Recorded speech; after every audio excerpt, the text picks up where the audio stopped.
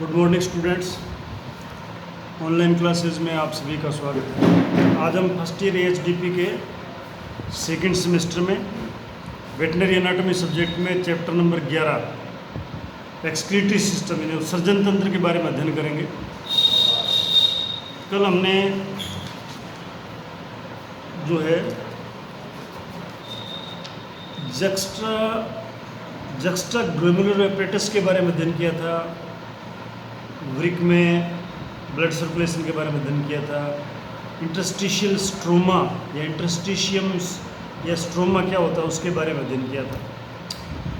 आज हम जो है कल हमने गुर्दे में यानी जो एक्सक्रीटरी सिस्टम है जिसमें मेनली जो है किडनी का डिफरेंशियल स्टडी की थी। जैसे घोड़े में उसमें क्या डिफरेंस होगा, भेड़ बकरी में, सूअर में, मुर्गे में।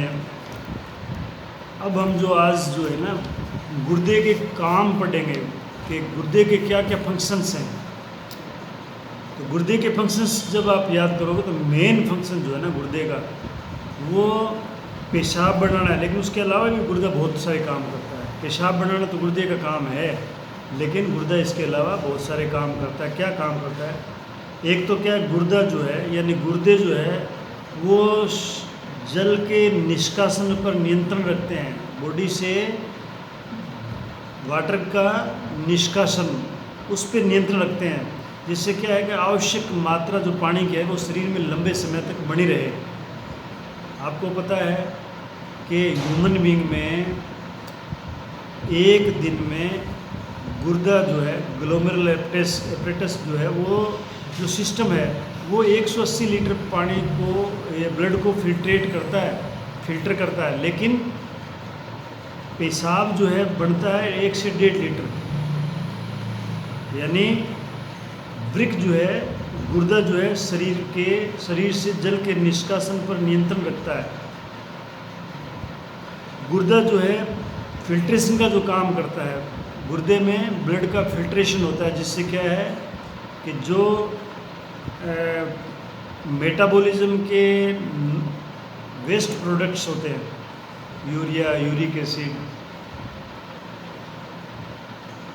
इनको शरीर से बाहर निकालने का काम गुर्दा करता है। तो उसके साथ साथ क्या है कि ग्लूकोज के बड़े अणु जो होते हैं, ग्लूकोज के बड़े अणु जो है और फैट के अमीनो अम्ल और ग्लूकोज के बड़े अणु, उनको जो है गुर्दा जो है वो निष्कासन को रोकता है, उसको शरीर से बाहर नहीं जाने देता है। परंतु लेकिन कभी कभी क्या है, यदि ब्लड में किसी आदमी के ब्लड में या किसी जानवर के ब्लड में ग्लूकोज जो है वो अधिकता में हो जाए, ग्लूकोज जो है अधिकता में हो जाए तो उसको मूत्र में जाने देता है गुर्दा, उसको गुर्दा मूत्र के थ्रू निकाल देता है। उसी कंडीशन को ग्लाइकोज यूरिया बोलते हैं, यानी यूरिन में ग्लूकोज निकलता है। तो ये क्या करता है कि ग्लूकोज के बड़े अणुओं और एमिनो अम्ल को, एमिनो एसिड्स जो है उनको यानी निष्कासन को रोकता है, शरीर से बाहर नहीं जाने देता। लेकिन अगर इनकी अधिकता हो जाए तो मूत्र के साथ इनको बाहर जाने देता है। गुर्दा जो है प्रोटीन का जो मेटाबॉलिज्म होता है सेल के अंदर, हर सेल के अंदर मेटाबॉलिज्म होता है, फैट का, प्रोटीन का, कार्बोहाइड्रेट का। ये आप सब जानते हो, आपने पढ़ा है फिजियोलॉजी जब आप पढ़ रहे हो तो आपने ज़रूर ये पढ़ा होगा कि वृक जो है ये प्रोटीन के उपापचय के द्वारा बने व्यर्थ नाइट्रोजनी पदार्थों को मूत्र के द्वारा बाहर निकालता है। यूरिया, यूरिक एसिड वगैरह जो इनको बाहर निकालता है, वो अमोनिया को। वृक जो है गुर्दे जो है वो शरीर के अंदर जो द्रव होता है ना, द्रव लिक्विड जो है उसकी अम्लीयता और क्षारीयता के संतुलन को नियंत्रित करता है, यानी उसका ब्लड का पीएच मेंटेन करता है। अगर पीएच कम ज़्यादा होता है तो उसमें वो आयन्स जो है ना उनको निकालता है या वापस मिला देता है ब्लड में। ये काम गुर्दे का है। यानी क्या करता है, अगर मान लो आवश्यकता से अधिक अगर H पॉजिटिव आयन है तो उनको बाहर निकाल देता है। ब्लड में अगर H आयन पॉजिटिव ज़्यादा है तो उसको पेशाब के रास्ते बाहर निकाल देता है गुर्दा। अब जो शरीर में उत्पन्न होने वाले हानिकारक कार्बनिक पदार्थ हैं उनको भी बाहर निकाल देता है गुर्दा। यानी कि शरीर के उत्पन्न होने वाले सभी हानिकारक कार्बनिक पदार्थों को बाहर निकाल देता है। अब जो गुर्दे हैं वो हार्मोन्स का निर्माण भी करते हैं। गुर्दे यानी किडनीज जो है वो हार्मोन्स का निर्माण भी करते हैं, जिनमें एक हार्मोन जो है वो आरबीसीज के निर्माण में सहायक होता है। वो होता है इरिथ्रोपोएटिन हार्मोन। इरिथ्रोपोएटिन हार्मोन गुर्दे द्वारा मतलब संश्लेषित होता है, जो आरबीसीज के निर्माण में सहायक होता है। और दूसरा जो है वो रक्त की पीएच या ब्लड प्रेशर को सामान्य बनाए रखता है, वो होता है रेनिन। रेनिन हार्मोन जो है वो भी गुर्दे ही स्रावित करते हैं। गुर्दे जो है रक्त के अंदर जो ऑस्मोटिक प्रेशर है उसको भी नियंत्रित करता है। ऑस्मोटिक प्रेशर को रेगुलेट करता है गुर्दा। और ब्लड की मात्रा का भी निर्धारण करता है। ब्लड की मात्रा का भी ये जो गुर्दा है वो निर्धारण करता है। वृक्क जो है वो अवाष्पशील पदार्थों यानी नॉन वोलेटाइल सब्सटेंसेस का भी निष्कासन करता है। जो नॉन वोलेटाइल सब्सटेंस होते हैं उनको भी गुर्दा पेशाब के थ्रू बाहर निकालता है। अच्छा, मूत्राशय जो है यानी मूत्रपथ, मूत्रपथ का मतलब क्या है, गुर्दे से लेके और यूरिथ्रा तक का जो एरिया है वो मूत्रपथ आता है। जैसे पेल्विस यानी पेल्विस जो है माइनर कैलाइसिस और मेजर कैलाइसिस के बाद में जो आपस में मेजर कैलाइसिस जब जुड़ते हैं आपस में गुर्दे के आइलस वार्ड एरिया में, वो जब आगे यूरेटर से जुड़ते हैं उसको पेल्विस बोलते हैं। और यूरेटर पेल्विस के बाद का पोर्शन है वो यूरेटर है। ये आप डायग्राम में देखोगे तो आपको सब क्लियर हो जाएगा। यूरेटर है और फिर आता है यूरिनरी ब्लैडर और फिर आता है यूरिथ्रा। इन सब में ट्यूनिका म्यूकोजा जो मसल इसकी जो वाल होती है इसमें ट्यूनिका म्यूकोजा और ट्रांजिशनल एपिथेलियम पाई जाती है। में ट्यूनिका म्यूकोजा और ट्रांजिशनल एपिथेलियम पाई जाती है सभी जो मूत्र मार्ग में, पूरे मूत्र का मार्ग में। अब हम ये तो थे गुर्दे के काम। गुर्दा क्या क्या काम करता है, तो आप गुर्दे के जो मेन काम है ना, ब्लड प्रेशर को मेंटेन करता है, पीएच को मेंटेन करता है, जो वेस्ट प्रोडक्ट्स है नॉन नाइट्रोजनस वेस्ट प्रोडक्ट्स है उनको शरीर से बाहर निकालता है। उसके बाद में नॉन वोलेटाइल सब्सटेंसेस जो है यानी अवाष्पशील पदार्थ उनको भी शरीर से बाहर निकालता है। उसके बाद में क्या है, ग्लूकोज के बड़े अणु और जो अमीनो अम्ल उनको शरीर से बाहर निकलने से रोकता है। फिर भी अगर इनकी अधिकता होती है तो ब्लड इनको मूत्र में जाने देता है और शरीर से जल के निष्कासन पर नियंत्रण रखता है। इसलिए शरीर में आवश्यक पानी की मात्रा बनी रहती है। ये आप जानते हो, जब शरीर में ज़्यादा पानी होता है तो गुर्दे ज़्यादा काम करते हैं, पेशाब ज़्यादा बढ़ता है तो शरीर में पानी की मात्रा नियंत्रित रहती है। अगर मान लो शरीर में पानी की मात्रा कम है तो गुर्दे जो है पेशाब को कंसंट्रेट करके निकालते हैं यानी कम पेशाब बनाते हैं। तो ये इसके कई काम थे, 7-8 काम है, जिसमें मेन 4 काम है वो आप याद कर लेना।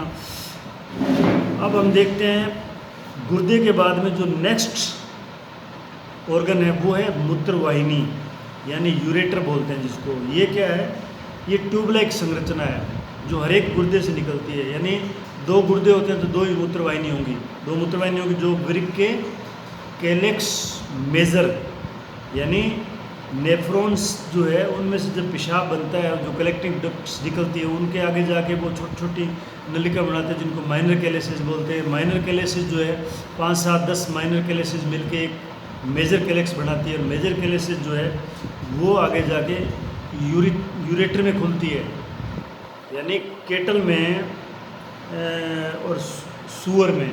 इनमें पेल्विस नहीं होता है, सीधे ही ये जो मेजर कैलिसेस है ये यूरेटर में खुलते हैं। अब इसका जो ये यूरेटर कहाँ से शुरू होता है, ये मेजर कैलिसेस या पेल्विस से शुरू होता है किडनी के, और ब्लेडर तक जाता है, यानी ब्लेडर में जाके ये ख़त्म होता है। इसकी व्यास जो है, यूरेटर का व्यास 0.25 इंच है, 0.25 इंच इसका व्यास है, और इसकी लंबाई है 60 सेंटीमीटर।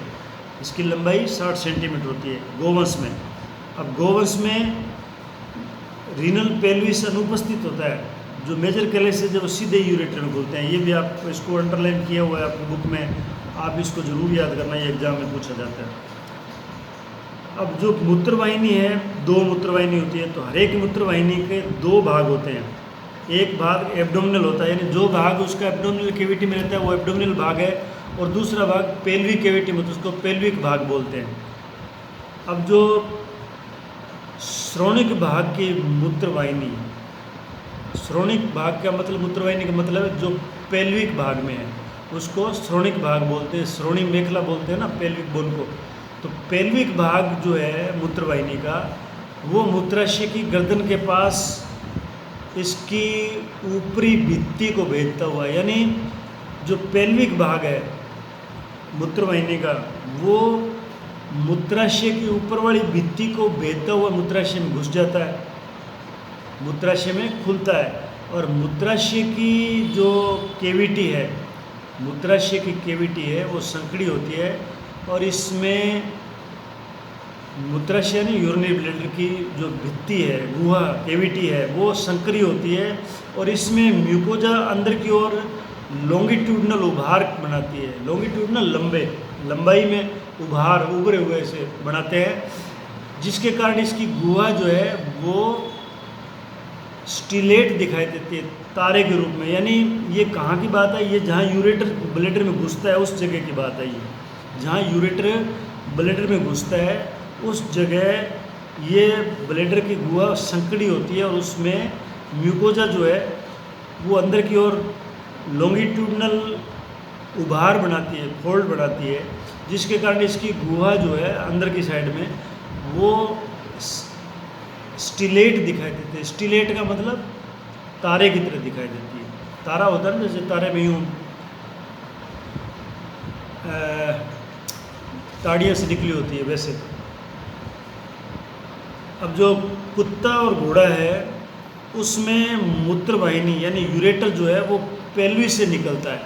माइनर कैलाइसिस जुड़ के मेजर कैलाइसिस बनाती है, 3-4 मेजर कैलाइसिस जुड़ के फिर पेल्विस बनाती है, और वो पेल्विस जो है यूरेटर में खुलता है। जो केटल में और सुअर में एब्सेंट होता है, कौन सा, पेल्विस एब्सेंट होता है, ये भी आप याद करना। घोड़े और कुत्ते में पेल्विस पाया जाता है जो यूरेटर से जुड़ता है। मुर्गे में जो मूत्रवाहिनी है, मुर्गे में मूत्रवाहिनी जो है वो सफ़ेद रंग की होती है। मुर्गे में मूत्रवाहिनी का रंग सफ़ेद होता है, और ये गुर्दे के अगर अदर भाग यानी आगे वाला जो नीचे का भाग है वहाँ से निकलती है। गुर्दे का आगे का नीचे वाला भाग जो है वहाँ से निकलती है, और पीछे की ओर चलती हुई यूरोडियम के डोर्सल भाग में, यूरोडियम पता है क्या है, क्लोएका जो है मुर्गे में, जो क्लोएका है, बड़ी आंत का जो लास्ट वाला भाग है उसे क्लोएका बोलते हैं। और उस क्लोएका में सारे तंत्र खुलते हैं। पेशाब का रास्ता वहीं से खुलता है, गोबर बीट करने का रास्ता वहीं से खुलता है, अंडा भी वहीं से देता है, सेक्स भी वहीं से होता है, जो सेक्स करते हैं ना वो भी वहीं से होता है। तो वहीं से यूरेटर भी वहीं खुलता है, यूरेटर भी वहीं पे खुलता है।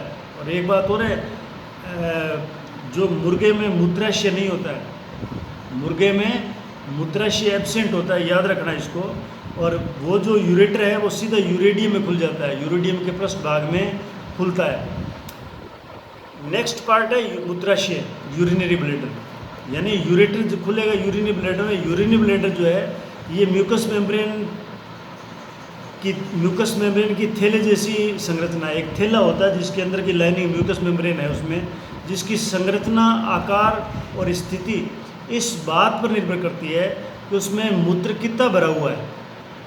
ब्लैडर जो है ना एक इस प्रकार का ऑर्गन है कि अगर ये जब खाली होता है ना, जब आप पेशाब कर लेते हो, ये जानवर पेशाब कर लेता है, तो जो ब्लैडर है, मूत्र की थैली जो है उसकी संरचना, यानी जब खाली हो जाता है ब्लैडर तो उसकी संरचना नाशपाती देखिए ना, नाशपाती की तरह, यानी पायरी फॉर्म या पीयर शेप हो जाता है, चिपक जाता है यूँ नारंगी नाशपाती की तरह। और जब ये भरा हुआ होता है तो इस क्या करती है, अंडाकार हो जाता है, अंडे की तरह फूल जाता है ये। इसकी मूत्र की धारण करने की क्षमता केटल में 3 से 4 लीटर होती है। मतलब एक बार में गोवंश में जो है ना, मूत्राशय में ब्लड यूरिन जो है वो 3 से 4 लीटर कलेक्ट कर लेते हैं वो। आदमी जो है वो 300-400 ml कलेक्ट कर सकता है। अपन इंसान में जब पेशाब बढ़ के ब्लैडर में 300-400 मिलीलीटर हो जाता है ना, आधे लीटर से भी कम, तब हमें पेशाब करना पड़ता है। लेकिन गायों में, भैंसों में 4 लीटर तक या 3 से 4 लीटर तक वो पेशाब को कलेक्ट कर सकते हैं। अब मूत्राशय यानी ब्लैडर के 3 भाग होते हैं। एक होता है वर्टेक्स। अब आप एक वर्टेक्स होता है, दूसरा भाग उसका बॉडी होता है, तीसरे उसके भाग नेक होता है। तो जो वर्टेक्स भाग है ये बंद सिरा है, ब्लाइंड सेक है। ये बंद सिरा होता है, आगे वाला भाग है जो बंद होता है। और इसके मध्य में सिकेट्रिक्स पाई जाती है। सिकेट्रिक्स क्या एक संरचना है जो मूत्राशय और भ्रूण, जब एम्ब्रियो होता है ना, तो भ्रूण में जो एलेंटोइक झिल्ली है, एलेंटोइक मेम्ब्रेन है, उसके मध्य संबंध स्थापित करता है। ये कौन सा, ये सिकेट्रिक्स। तो आपको एग्जाम में ये पूछ सकते हैं कि भ्रूण के टाइम में जब बच्चा भ्रूणीय अवस्था में होता है तो उसकी जो भ्रूण की एलेंटोइक झिल्ली है उसका और मूत्राशय का संबंध स्थापित करने वाली चीज़ जो है उसको ब्लैडर के ब्लाइंड एंड पे जो पाई जाती है उसको क्या बोलते हैं, तो उसको बोलते हैं सिकेट्रिक्स। उसको सिकेट्रिक्स बोलते हैं। सेकंड भाग इसका है बॉडी। बाद में जो है ना दूसरा भाग इसका गोल भाग जो बॉडी है, यानी गोलाकार भाग जो है ब्लैडर का, जो ऊपर से नीचे चपटा होता है, ऊपर से नीचे की ओर चपटा होता है। इसकी 2 सरफेस होती है। बॉडी जो है, बॉडी की 2 सरफेस होती है, एक ऊपरी सरफेस और एक निचली सरफेस। ऊपर वाली को सुपीरियर बोलते हैं, नीचे वाली को इन्फीरियर सरफेस बोलते हैं। और भरा हुआ मूत्राशय जो है, भरा हुआ मूत्राशय यानी अगर ब्लैडर जो है पेशाब से फुल है भरा हुआ तो वो कॉन्वेक्स दिखता है। कॉन्वेक्स का मतलब है उत्तल उभरा हुआ। फिर तीसरा पार्ट आता है ब्लैडर का नेक को बोलते हैं गर्दन, यानी ये पीछे का भाग है। पीछे का भाग है यानी जहाँ जानवर के पैर होते हैं ना, पीछे वाले उधर की साइड का भाग है जो मूत्र मार्ग से जाकर जुड़ता है। मूत्र मार्ग का मतलब यूरिथ्रा, जहाँ से पेशाब निकलता है, उससे जाकर जुड़ता है। इसकी निचली सतह पेल्विस के फर्श से, यानी इसकी जो निचली सतह होती है ब्लैडर की, गर्दन मूत्राशय की, वो फर्श से, किसका, पेल्विक बोन के फर्श से, और ऊपरी सतह इसकी रेक्टम से लगी रहती है। रेक्टम मतलब मलाशय से लगी रहती है। जो मूत्राशय है यूरिनरी ब्लैडर, वो 3 पेरिटोनियल फोल्ड के द्वारा सदा रहता है। उसके सदा मतलब लटका रहता है, उसके द्वारा 3 पेरिटोनियल फोल्ड होती है। पेरिटोनियम मैंने आपको पढ़ाया था, पेरिटोनियम झिल्ली क्या होती है। उस पेरिटोनियम के 3 फोल्ड होते हैं, उनके द्वारा ये जो है वहाँ पे अटैच रहता है। उनके नाम ये है इन्फीरियर लिगामेंट, यानी इन्फीरियर लिगामेंट, लेटरल लिगामेंट और मीडियल लिगामेंट, ये 3 लिगामेंट होते हैं। अब इनके लिगामेंट जो है, इन्फीरियर लिगामेंट क्या है, ये मूत्राशय और पेल्विस के मध्य स्थित होता है। ये लिगामेंट जो है ये मूत्राशय और पेल्विक बोन के मध्य स्थित होता है। लेटरल लिगामेंट जो है ये मूत्राशय और पार्श्व पेल्विक के मध्य, यानी पेल्विक की जो पार्श्व साइड है, लेटरल साइड है, वहाँ स्थित होता है। और मीडियल लिगामेंट जो है ये भ्रूण की अम्बिलिकल आर्टरी का अवशेष होता है। यानी मीडियल लिगामेंट जो है, जब बचपन भ्रूणीय अवस्था में ये बच्चे की अम्बिलिकल आर्टरी होती है, बच्चे की अम्बिलिकल आर्टरी होती है जिसके अंदर डीऑक्सीजनेटेड ब्लड आता है, जो मैंने आपको फीटल सर्कुलेशन के में पढ़ाया था। तो ये अम्बिलिकल आर्टरी जो है ये भ्रूण अवस्था में होती है। जब जैसे बच्चा पैदा होता है ये अम्बिलिकल आर्टरी जो है मीडियल लिगामेंट में बदल जाती है। जो मूत्राशय होता है ये पीछे की साइड में पेरिटोनियम के द्वारा ढका हुआ नहीं रहता है। ये ज़रूरी याद करना है, क्योंकि क्या आपको पूछेंगे ट्रू फॉल्स में कि क्या मूत्राशय जो पश्च भाग में पेरिटोनियम से ढका रहता है, ट्रू फॉल्स, तो आप इसको ट्रू मत कर देना, फॉल्स है, क्योंकि मूत्राशय पश्च भाग में पेरिटोनियम के द्वारा ढका हुआ नहीं रहता है। और इसमें पाई जाने वाले जो श्लेष्मा झिल्ली है वो सब म्यूकोजा से ढीले रूप से बंधी रहती है। जो उसकी इसके अंदर जो श्लेष्मा झिल्ली पाई जाती है वो सब म्यूकोजा से ढीले रूप से बंधी रहती है, और इसके ऊपरी पश्च से यानी सुपीरियर पोस्टीरियर एंड पर परिवर्तित होकर एक त्रिकोणात्मक क्षेत्र बनाती है। कौन? सब म्यूकोजा एक त्रिकोणात्मक क्षेत्र बनाती है जिसको बोलते हैं ट्राइगोनियम वेसिकल। ट्राइगोनियम वेसिकल बोलते हैं। ये ट्राइगोनियम वेसिकल इम्पोर्टेंट है, इसको अंडरलाइन कर लेना, उसको याद कर लेना कि ये कहाँ पाया जाता है यूरिनरी ब्लैडर में और किससे बनता है। अब जो यूरिनरी ब्लैडर है, ये अब तक हमने जो यूरिनरी ब्लैडर की व्याख्या पढ़ी थी, ये कैटल के यूरिनरी ब्लैडर के बारे में पढ़ा था। ये कैटल में पाया जाता है जिसमें 3 से 4 लीटर यूरिन आता है। अब घोड़े में क्या है, ये यूरिनरी ब्लैडर छोटा होता है लेकिन चौड़ा होता है। घोड़े में यूरिनरी ब्लैडर छोटा होगा लेकिन चौड़ा होगा, और ये एब्डोमिनल कैविटी तक फैला हुआ नहीं रहता है। यानी ये जो कैटल में एब्डोमिनल कैविटी तक फैला रहता है ना यूरिनरी ब्लैडर, ये घोड़े में एब्डोमिनल कैविटी तक नहीं फैला रहता है। कुत्ते में जो है, कुत्ते के अंदर जो मूत्राशय खाली अगर होता है, खाली मूत्राशय कुत्ते में पेल्विस में जो पेल्विक बोन है उसके ऊपर ठहरा रहता है।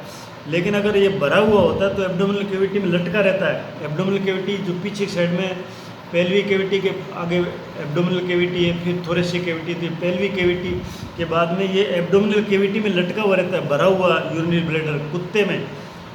और ये कुत्ते में पूरी तरह से पेरिटोनियम से ढका हुआ रहता है। कुत्ते में यूरिनरी ब्लैडर पूरी रूप से पेरिटोनियम से ढका रहता है। और आपने देखा होगा कुत्ता हमेशा पेशाब करता है तो दीवार पे या पौधे पेड़ पे तो वो टांग उठा के करता है। वो इसीलिए करता है क्योंकि इसका जो ब्लैडर है ना भरा हुआ, वो एब्डोमिनल कैविटी में लटका हुआ रहता है, इसलिए वो टांग उठाता है तो उसको उल्टा कर लेता है। सूअर के अंदर जो है तुलनात्मक रूप से ब्लैडर बड़ा होता है। सूअर में कंपैरिजन के रूप में अगर देखो आप सभी जानवरों से, ये बड़ा होता है इसका। और मुर्गे में मूत्राशय एब्सेंट होता है, यूरिनरी ब्लैडर मुर्गे में होता ही नहीं है। आपको एग्ज़ाम में पूछ सकते हैं कि मुर्गे का यूरिनरी ब्लैडर जो लंबा होता है, चौड़ा होता है, छोटा होता है, मोटा होता है, तो आपको लिखना है कि होता ही नहीं है, मुर्गे में यूरिनरी ब्लैडर होता ही नहीं है, याद रखना है। अब आता है चौथा मूत्र मार्ग। मूत्र मार्ग का मतलब है जो यूरिनरी ब्लैडर से पेशाब को बाहर निकालता है, शरीर से बाहर निकालता है, उसको मूत्र मार्ग बोलते हैं। वो उसको कहते हैं यूरिथ्रा। तो यूरिथ्रा जो है मेल एनिमल में, जो जानवर मेल है मतलब नर पशु है, उसमें यूरिथ्रा जो है वो पेनिस के अंदर होता है। पेनिस के अंदर से नली निकलती है, जिस पेनिस पेशाब पेनिस से करता है। और नर पशु में मूत्र मार्ग और जनन मार्ग मतलब ब्रीडिंग वाला रास्ता, और दोनों एक ही रास्ता होता है। मतलब यूरिथ्रा जो उसी यूरिथ्रा से पेशाब बाहर आएगा, उसी यूरिथ्रा से स्पर्म बाहर आएगा। जब वो मेटिंग करेगा जानवर के साथ में, गाय के साथ में, जब मेल एनिमल उसके साथ संभोग करेगा तो जो स्पर्म निकलता है, सीमन निकलता है, वो इसी यूरिथ्रा में से निकलता है। इसलिए इसको ये दोनों का कॉमन पाथ है। इसलिए हम जो है यूरोजेनिटल सिस्टम भी बोल सकते हैं किसमें, मेल एनिमल में। लेकिन जो फीमेल एनिमल है उसमें जनन रास्ता अलग है, जहाँ से बच्चा निकलता है वो रास्ता अलग है उसका, और जहाँ से पेशाब निकलता है वो रास्ता अलग है। इसलिए फीमेल में 2 रास्ते होते हैं, एक रास्ते से पेशाब बाहर निकलता है, एक रास्ते से बच्चा बाहर निकलता है, या उस रास्ते से संभोग करता है जानवर, मतलब सेक्स करता है। तो फीमेल में और मेल में ये फ़र्क है दोनों, ये आपको याद रखना है। तो ये आज का चैप्टर जो आपका है एक्सक्रीटरी सिस्टम कंप्लीट होगा। तो इसमें जो जो मेन चीज़ें मैंने आप बताई उनको ज़रूर याद रखना, ताकि वो एग्ज़ाम में आपको पूछे जा सकते हैं। घुमा फिरा के पूछेंगे तो गलत मत कर देना। धन्यवाद।